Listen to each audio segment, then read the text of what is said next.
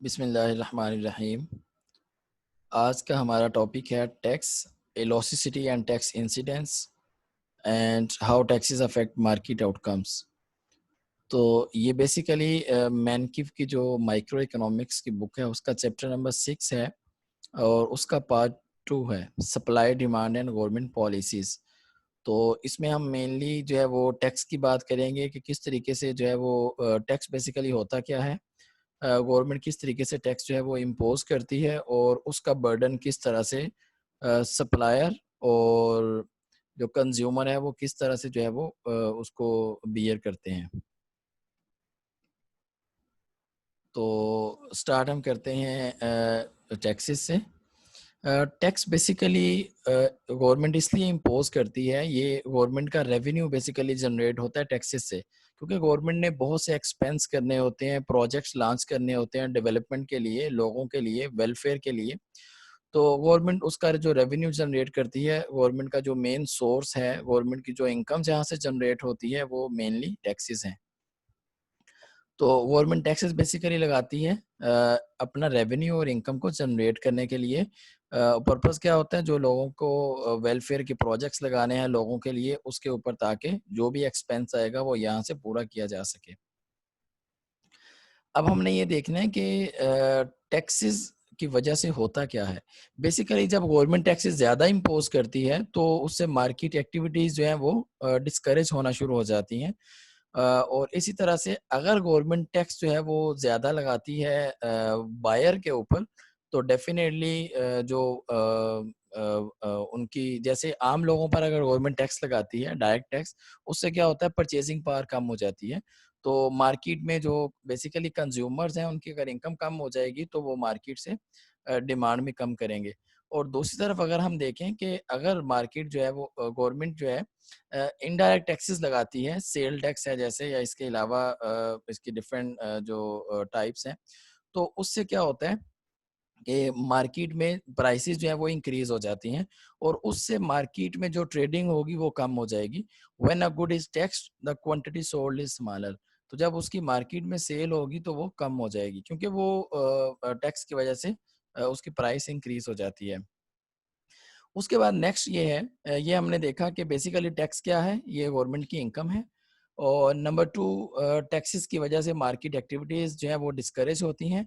और अगर टैक्स ज़्यादा इम्पोज किया जाता है तो जो सेल है वो कम हो जाती है।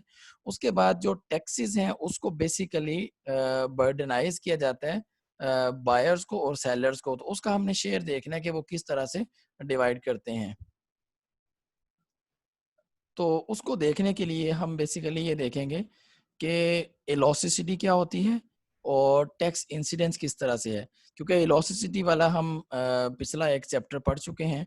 तो यहाँ पे हमने ये देखना है कि इलॉसिसिटी को हमने देखते हुए डिफरेंट गुड्स की जो इलॉसिसिटी है, डिमांड और सप्लाई की, उसको देखते हुए हमने ये आइडिया लगाना है कि टैक्स किस तरह से इम्पोज किया जाएगा, टैक्स की जो है वो बर्डन किस तरह से ट्रांसफर किया जाता है या इम्पोज किया जाता है।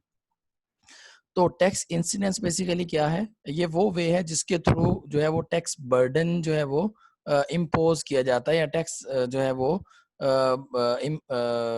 लगाया जाता है लोगों पे basically. Tax incidence is the manner in which the burden of a tax is shared among participants in the market. अब मार्केट में बेसिकली जो पार्टिसिपेंट्स हैं वो दो हैं, बायर्स, बायर और सेलर। या तो बायर पर वो टैक्स लगेगा या सेलर पर लगेगा। सम टाइम ऐसा होता है कि दोनों पर टैक्स जो है वो शेयरिंग हो रही होती है। लेकिन अगर हम ये देखें, अगर टैक्स सिर्फ सेलर पर लगता है, लेकिन वो टैक्स दो तरह से है। एक वो है कि अगर तो सेलर की इनकम पर टैक्स लगेगा तो उसका ज्यादा इफेक्ट नहीं आता प्रोडक्ट पर। लेकिन अगर टैक्स लगता है जो है वो सेल टैक्स, तो उसका सारे का सारा जो इफेक्ट है वो अल्टीमेटली कंज्यूमर्स पर आएगा। तो अल्टीमेटली जिस जो बर्डन हम जो है वो कंज्यूमर पर आएगा, क्योंकि इस केस में जो सप्लायर है वो टैक्स को ट्रांसफर कर देता है कंज्यूमर्स की तरफ, क्योंकि वो प्राइस में ऐड कर देता है। तो उसके बाद हमने यहाँ पे ये देखना है कि बेसिकली टैक्स का मेनली जो बर्डन है वो कौन बियर कर रहा है। तो उस टैक्स के बाद जब टैक्स गवर्नमेंट इम्पोज कर देती है तो उसके बाद मार्केट आउटकम पे क्या इफेक्ट आएगा, मार्केट आउटकम किस तरह से चेंज होगा, क्योंकि डेफिनेटली मार्केट की एक्टिविटीज चेंज होती हैं, प्राइस चेंज हो जाती है, तो मार्केट का इक्विलिब्रियम भी चेंज हो जाएगा, क्योंकि प्राइस के बढ़ने की वजह से बेसिकली डिमांड कम हो जाती है। तो उसके बाद है बायर्स पे more and sellers receive less. ये इसका इफेक्ट है बेसिकली टैक्स का, कि जब टैक्स इम्पोज किया जाता है तो बायर्स की जो परचेजिंग पावर है वो कम हो जाती है, और सेलर जो रिसीव कर रहे होते हैं उनकी इनकम डिक्लाइन कर जाती है।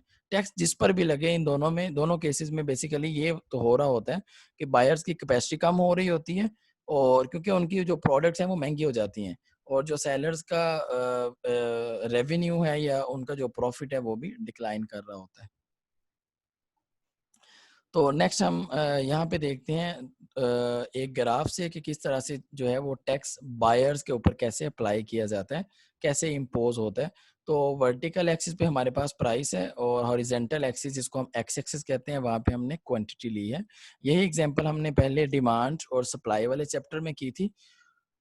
ये अगर हम देखें तो हमारे पास सप्लाई कर्व है जो कि पॉजिटिवली स्लोप्ड है, और प्राइस और क्वांटिटी का पॉजिटिव रिलेशन शो कर रहा है। उसके बाद ये हमारे पास डिमांड कर्व है D1, जो कि नेगेटिवली स्लोप्ड है, जो ये शो कर रहा है कि प्राइस और क्वांटिटी का नेगेटिव रिलेशन है। उसके बाद ये हमारे पास इक्विलिब्रियम है जहाँ पे प्राइस 3 है और क्वांटिटी जो है वो 100 है। अब अगर बायर्स के ऊपर जो है वो टैक्स लगता है तो उसका मतलब क्या है कि प्राइस जो है वो बेसिकली 3 से ऊपर चली जाएगी। तो जैसे ही प्राइस जो है वो चेंज होगी तो उसके बाद क्या होगा? अब ये देखें कि प्राइस चेंज होने से पहले जो हमारे पास इक्विलिब्रियम है विदाउट टैक्स, वो ये आ रहा है जिसके ऊपर प्राइस 3 है। तो बायर्स के ऊपर क्योंकि टैक्स अप्लाई होना है तो प्राइस इंक्रीज हो जाएगी। जब प्राइस इंक्रीज होगी तो उससे क्या होगा, जो डिमांड है बेसिकली वो डिक्लाइन कर जाएगी। तो डिमांड जो है वो डिक्लाइन करने के बाद D2 पे आ जाएगी। तो उसके बाद अ, इसको हम अगर फुली देखें तो इक्विलिब्रियम में क्या चेंज आ रहा है। इक्विलिब्रियम पे अगर हम दोबारा से एक ग्राफ ड्रा करें तो एक लाइन ड्रा करें क्वांटिटी के लिए और प्राइस के लिए। तो बेसिकली ये देखें कि अगर बाद वाला हम इक्विलिब्रियम देखें तो डिमांड जो थी वो D2, और जो सप्लाई है वो बेसिकली S1 पे ही है। और इसके बाद क्या हुआ है कि जो प्राइस थी वो $3.3 हो गई है, और जो क्वांटिटी है वो 90 हो गई है। अब इससे क्या हुआ है कि क्वांटिटी भी कम हुई है, बायर्स ने डिमांड को भी कम किया है, बेसिकली मार्केट की जो ट्रेडिंग है वो कम हुई है। हमने ये कहा था कि मार्केट आउटकम क्या होगा, मार्केट एक्टिविटीज बेसिकली जो है वो डिस्करेज होंगी। तो टोटल जो ट्रेडिंग है इस केस में, या टोटल जो क्वांटिटी डिमांडेड और सप्लाइड है वो 90 है, और उसकी जो प्राइस है वो 3.3 है। अब अगर हम ये देखें कि सप्लायर्स को क्या जा रहा है, तो वो ये है, जो प्राइस सप्लायर्स को मिल रही है वो 2.8 है, और जो प्राइस जो है वो बायर पे कर रहा है वो 3.3 है, और जो बीच में बाकी की सारी अमाउंट है वो जो है वो बेसिकली टैक्स है जो कि गवर्नमेंट को जा रहा है $0.5। तो ये इस तरह से था कि अगर जो है वो टैक्स इम्पोज होता है बायर्स के ऊपर तो उसका इफेक्ट क्या आएगा। तो मैं इसको एक दफ़ा से दोबारा जो है वो बैक करके बता देता हूँ कि हमने इसको किस तरह से ड्रॉ किया है। ये हमारे पास कर्व था जिसमें ये सप्लाई लाइन थी, ये डिमांड लाइन थी। तो उसके बाद ये इक्विलिब्रियम प्राइस, ये इक्विलिब्रियम क्वांटिटी थी। टैक्स के बगैर ये इक्विलिब्रियम हमारे पास था। अब अगर गवर्नमेंट जो है वो बायर्स के ऊपर टैक्स लगाती है तो डेफिनेटली वो डिमांड को कम करेंगे। जब डिमांड को कम करेंगे तो अब ये देखें प्राइस की वजह से डिमांड कम नहीं हो रही, टैक्स की वजह से डिमांड कम होगी, तो डिमांड कर बेसिकली शिफ्ट होगा डाउनवर्ड। तो जैसे ही डिमांड का डाउनवर्ड शिफ्ट होगा तो आपके हमारे पास नया इक्विलिब्रियम आ जाएगा पहले वाले इक्विलिब्रियम से नीचे।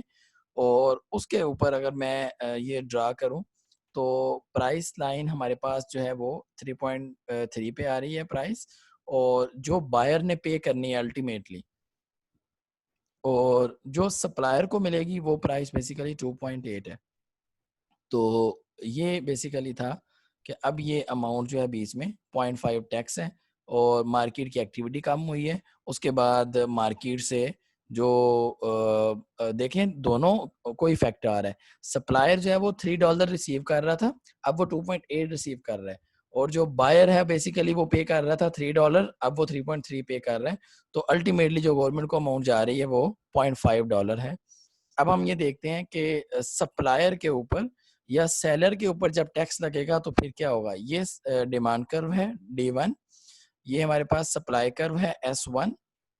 अब ये देखें कि जैसे ही ये तो हमारे पास आ गया इसका इक्विलिब्रियम।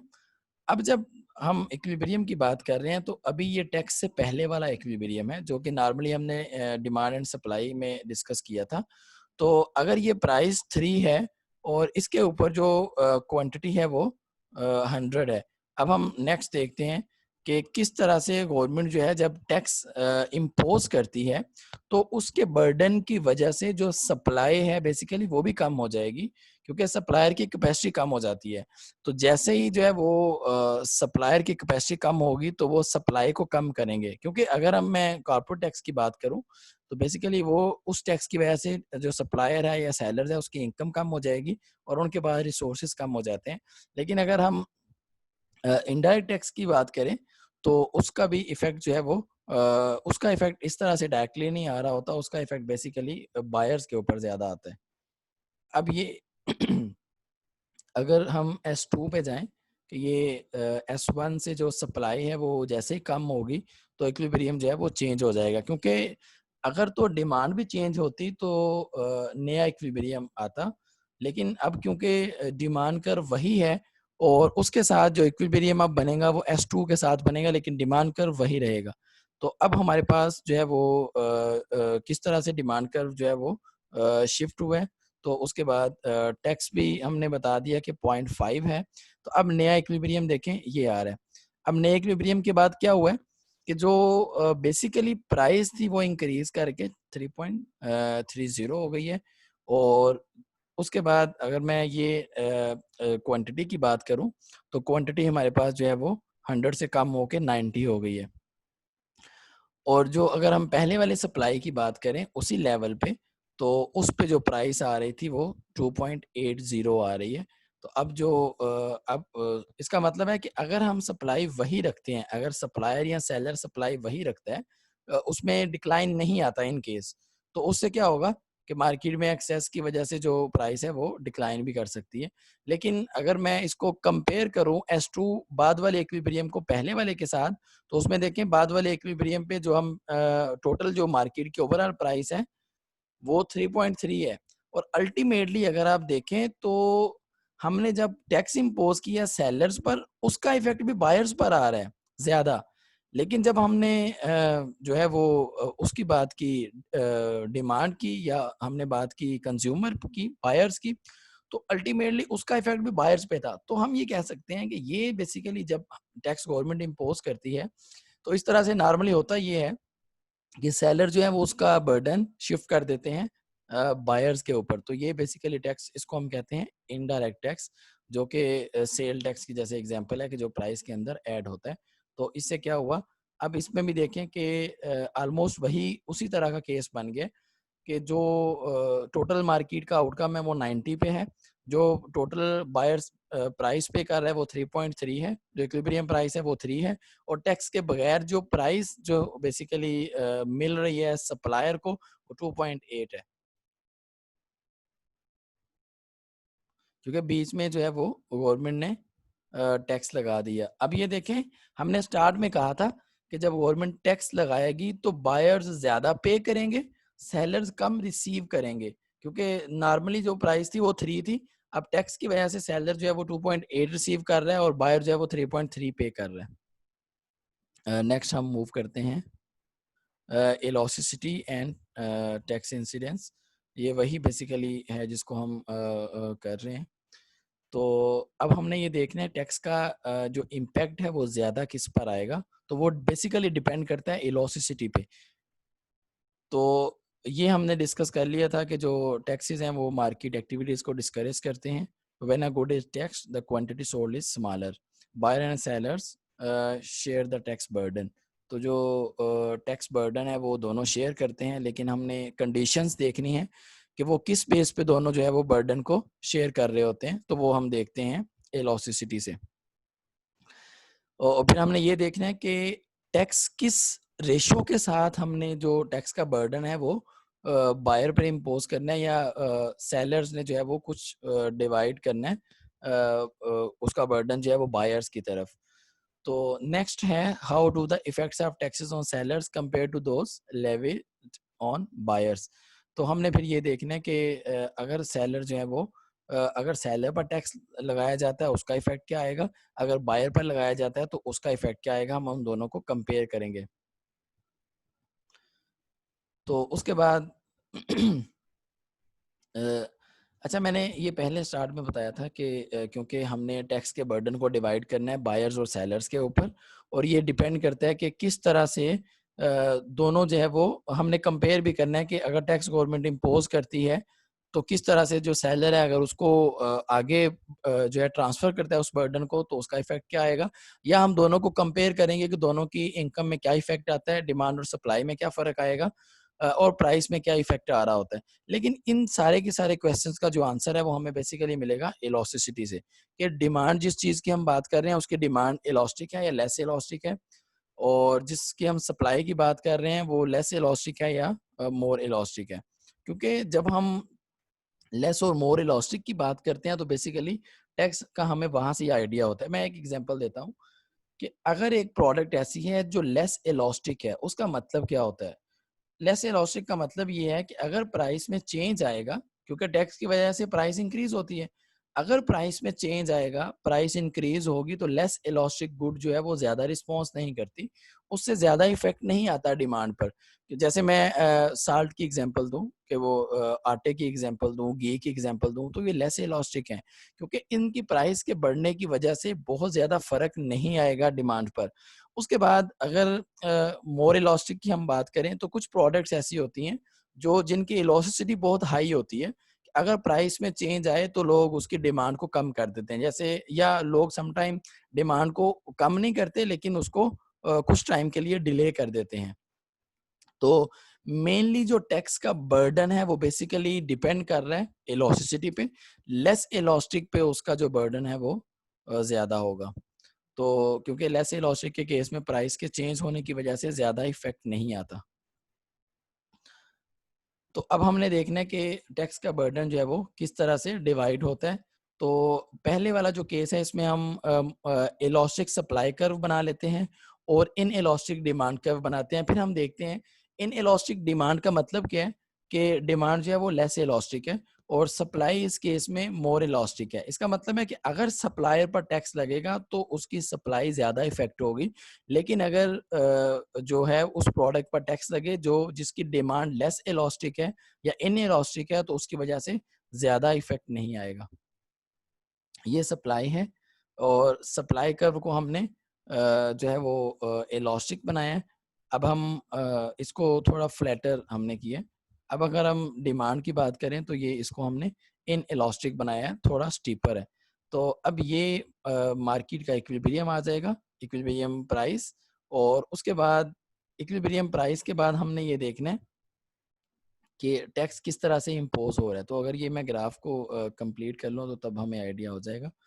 तो अब ये देखें कि अगर तो ये इस तरह से टैक्स अगर इस तरह से इम्पोज किया जा रहा है कि फर्ज करें कि मार्केट का इक्विलिब्रियम जो था ये इस जगह पे था, प्राइस विदाउट टैक्सेस पे, और अगर गवर्नमेंट इसके ऊपर टैक्स इम्पोज करती है, टैक्स इम्पोज करने की वजह से क्या होगा, प्राइस इंक्रीज करेगी।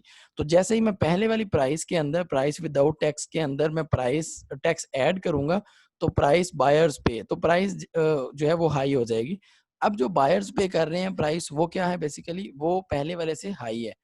तो अब ये देखें कि जब सप्लाई मोर इलास्टिक थी तो उसका जो मोर इलास्टिक का जो बर्डन आया वो ज्यादा किस पे आ रहा है, मोर इलास्टिक के केस में जो डिमांड की निस्बत अगर सप्लाई मोर इलास्टिक है, ये जैसे मैंने ये सप्लाई कर्व बताया हुआ है, और जो सेकंड डिमांड कर्व था ये हमारे पास लेस इलास्टिक था। अब अगर हम थर्ड पॉइंट की बात करें तो प्रोड्यूसर्स के ऊपर जो टैक्स नजर आ रहा है वो बड़ा कम है, लेकिन जो टैक्स नजर आ रहा है, क्योंकि अब केस ही ऐसा था, इलास्टिक गुड थी और अगर सप्लायर के पॉइंट ऑफ व्यू से वो इलास्टिक, उसकी इलास्टिसिटी ज़्यादा है, तो सप्लायर के ऊपर टैक्स का बर्डन भी कम आएगा, क्योंकि अगर टैक्स का बर्डन उन पे ज़्यादा आता तो वो सप्लाई को कम कर देते ज़्यादा, तो मार्केट में डिफरेंट प्रॉब्लम्स आना शुरू हो जाते। अब इन इलास्टिक डिमांड उसकी इन इलास्टिक है, तो इसका मतलब है बायर्स के ऊपर इफेक्ट ज़्यादा जाएगा। बायर प्राइस के हाई होने की वजह से उसको ज़्यादा रिस्पॉन्स नहीं करेंगे, या उसको ज़्यादा बॉदर बेसिकली नहीं करेंगे, तो वो ज़्यादा पे करने के लिए भी रेडी होंगे। तो अगर मैं ये नेक्स्ट हम देखें कि अगर इनइलास्टिक सप्लाई है, अब सप्लाई को हम ज़्यादा स्टीपर बना रहे हैं और अगर डिमांड इलास्टिक है, जिसका मतलब क्या है कि अब ये ज़्यादा जो इफेक्ट है वो किस पे आएगा? सप्लायर पे आएगा। अब ये बर्डन ज़्यादा जो है वो किस पे जाएगा? सप्लायर पर, सेलर पर। और क्योंकि डिमांड जो है वो ज़्यादा इलास्टिक है, अगर डिमांड कंज्यूमर्स के ऊपर टैक्स ज़्यादा इम्पोज़ होता है यहाँ पे, इसका मतलब है कि अब जो टैक्स का ज़्यादा शेयर है वो सप्लायर या सेलर खुद पे करेगा और जो कंज्यूमर या बायर है उसके ऊपर वो ट्रांसफ़र कम करेगा। अब इस केस में अगर ये डिमांड कर्व ये देखें इलास्टिक है, तो ये मार्केट का इक्विलिब्रियम आ गया। अब अगर प्राइस इसके ऊपर टैक्स लगने के बाद प्राइस चेंज होती है, तो इसमें देखें टैक्स टोटल क्या है और टोटल टैक्स के बाद जो हमारे पास टोटल अमाउंट टैक्स की आ रही है वो बहुत ज़्यादा है और इस केस में जो ज़्यादा पे कर रहा है वो सप्लायर या सेलर पे कर रहा है। जैसे कि पॉइंट 1 में लिखा हुआ है, when demand is more elastic than supply. तो अगर जो डिमांड है वो मोर इलास्टिक है सप्लाई से, तो जो बायर है वो कम पे करेगा। सेकंड वाले पॉइंट में the incidence of tax falls more heavily on producers. तो जो टैक्स का ज़्यादा बर्डन है वो प्रोड्यूसर्स पर जाएगा, कंज्यूमर्स की बजाय, क्योंकि कंज्यूमर जो पे कर रहे हैं वो ये देखें, ये जो 2 ब्रैकेट्स छोटी-छोटी लगाई हुई हैं, एक तो बड़ी छोटी-सी है जिसके ऊपर पॉइंट 3 है, तो वो जो पे कर रहा है वो बायर है, लेकिन जो नीचे सारा आप देखें तो वो सेलर पे कर रहा है। तो अब ये देखें, अगर तो सप्लाई इनएलास्टिक है तो उसका ज़्यादा बर्डन जो है वो सेलर पर जाएगा। अगर डिमांड इन इलास्टिक है तो ज़्यादा बर्डन कंज्यूमर्स पर जाएगा। तो हमने यही कहा था कि जो लेस इलास्टिक होगा, जो इन इलास्टिक होगा वो बेसिकली ज़्यादा पे करेगा, उसके ऊपर टैक्स का बर्डन जो है वो ज़्यादा ट्रांसफ़र किया जाएगा। तो ये टोटल अगर हम इसको वर्टिकल एक्सिस से देखें, तो सबसे ऊपर लिखा हुआ है प्राइस बायर्स पे, जो प्राइस बायर पे कर रहा है वो ये है। उसके बाद प्राइस विदाउट टैक्स, अब टैक्स के बगैर वाली प्राइस में और जो बायर पे कर रहा है इतना फर्क नहीं है, लेकिन जो सेलर रिसीव कर रहा है उसमें बहुत ज्यादा फर्क है। इसका मतलब है कि जो मैक्सिमम टैक्स का बर्डन था वो सप्लायर के ऊपर है। उसके बाद अगर हम वेजेस की बात करें, पेरोल टैक्स की बात करें कि वो किस तरह से अप्लाई होता है, तो ये लेबर मार्केट है। वर्टिकल एक्सिस पे, वाई एक्सिस पे वेजेस हैं, और एक्स एक्सिस पे लेबर है। और लेबर सप्लाई की अगर हम बात करें तो ये जो है वो पॉजिटिवली स्लोप्ड है, और अगर हम लेबर डिमांड की बात करें तो वो नेगेटिवली स्लोप्ड है। अब ये हमारे पास विदाउट टैक्स जो है वो इक्विलिब्रियम आ गया।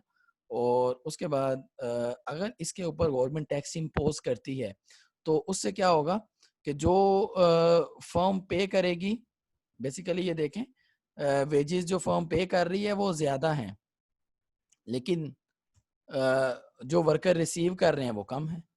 अब जो बीच में दरमियान में है ये कॉर्पोरेट टैक्स है बेसिकली। तो अगर गवर्नमेंट जो है वो, या इनकम टैक्स इसको हम कह लें, कॉर्पोरेट टैक्स नहीं है ये इनकम टैक्स है। अगर गवर्नमेंट जो है वो टैक्स ज़्यादा इम्पोज करती है तो उससे क्या होगा कि जो सप्लायर पे कर रहे हैं या सेलर या जिस जो ऑनर है फर्म का, वो जो पे कर रहा है वो ज़्यादा पे कर रहा है, लेकिन उसके अंदर से जो वर्कर को मिल रहा है वो कम मिल रहा है। सपोज अगर 1 लाख सैलरी वो दे रहा है, तो जो फर्म पे कर रही है वो 1 लाख है, अगर उसके ऊपर 10% टैक्स है तो जो वर्कर को मिलेगा वो 10% डिडक्शन के बाद मिलेगा 90,000। तो अब ये इसको हम कहते हैं tax wedge. Tax wedge basically क्या हुआ, ये वो डिफरेंस है, यहाँ से देखें, ये वो डिफरेंस है जो मैंने अभी एग्जांपल में बताया, जो 10,000 था, कि जो फर्म है वो पे कर रही है 1 लाख, लेकिन जो वर्कर रिसीव कर रहा है वो बेसिकली कितना रिसीव कर रहे हैं, 90,000। और ये 20 का जो डिफरेंस है सारे का सारा, ये गवर्नमेंट जो है वो रिसीव कर रही है टैक्स की सूरत में, या गवर्नमेंट का ये बेसिकली रेवेन्यू है। अब ये इससे क्या होगा, जिस तरह से वहां पे मार्केट की ट्रेडिंग 100 से 90 पे हुई थी, सेम इसी तरह से यहाँ पे भी फर्क आएगा कि गवर्नमेंट के टैक्सेस लगाने की वजह से मार्केट में, अब अगर गवर्नमेंट हाई टैक्सेस लगाती है तो मार्केट में इनएफिशिएंसी आना शुरू हो जाएगी। लोग जो है वो प्रोडक्टिविटी लोगों की कम हो जाएगी, क्योंकि उनको लगता है लोगों को कि जब हम काम ज़्यादा कर रहे हैं तो गवर्नमेंट के टैक्सेस के ज़्यादा लगाने की वजह से हमें मिल तो कम ही रहा है, तो इसलिए कम अगर काम करेंगे तो फिर भी जो है वो इनकम हमें कम मिलेगी, क्योंकि यहाँ पे स्लैब्स होती हैं। जैसे-जैसे इनकम बढ़ती जाती है, टैक्स बढ़ रहा होता है। तो अगर आपकी अर्निंग कम वाली स्लैब में आती है, तो आपके ऊपर टैक्स का बर्डन भी कम होगा। और इसमें हमने जो चीज़ें डिस्कस की हैं बेसिकली वो क्या थी? टैक्सेस किस लिए होते हैं? टैक्सेस गवर्नमेंट इम्पोज़ क्यों करती है? रेवेन्यू के लिए इम्पोज़ करती है। उसको हमने देखा कि जब गवर्नमेंट टैक्स लगाती है तो इक्विलिब्रियम चेंज होता है। इक्विलिब्रियम के चेंज होने की वजह से इफ़ेक्ट बायर्स पर आता है और सेलर्स पर आता है, और अल्टीमेटली जो ज़्यादा फ़र्क है वो बायर्स पर आ रहा था। लेकिन ये उस केस में है जब आपकी जो गुड्स हैं वो नॉर्मल हैं, उनकी इलास्टिसिटी जो है वो किसी एक की कंपैरेटिवली कम या ज़्यादा नहीं है। लेकिन अगर हम ये देखें कि अब अगर गवर्नमेंट टैक्स इम्पोज़ करती है और बायर और सेलर्स ने दोनों ने शेयरिंग करनी है, तो उससे इफ़ेक्ट ज़्यादा किस पर आएगा, बायर्स पर या सेलर्स पर? तो ये डिपेंड करता है इलास्टिसिटी पर। फिर उसके बाद हमने टैक्स वेज की बात की है कि टैक्स वेज बेसिकली वो डिफरेंस है जो कि बायर्स जो वर्कर रिसीव कर रहा है वो, और जो फर्म पे कर रही है, उन दोनों का जो डिफरेंस है। तो ये बेसिकली था चैप्टर नंबर 6 का सेकंड पार्ट। और यहाँ तक अगर आपका कोई क्वेश्चन हो या कोई आपने कोई कन्फ्यूजन हो, कोई चीज़ पूछनी हो, तो आप फीडबैक जो है वो उस पे कमेंट्स कर सकते हैं, या फीडबैक में आप पूछ सकते हैं। और सम टाइम कुछ स्टूडेंट्स जो है वो ये पूछ रहे होते हैं बाद में कि सर ये वाला टॉपिक आपने जो है वो अपलोड कर दिया है, तो उसके लिए ज़रूरी है कि आप इसको चैनल को सब्सक्राइब कर लें, ताकि आपको टाइमली नोटिफिकेशन मिल जाए जो भी चैप्टर मैं अपलोड करूँ। अगले टॉपिक के लिए तक अल्लाह हाफ़िज़।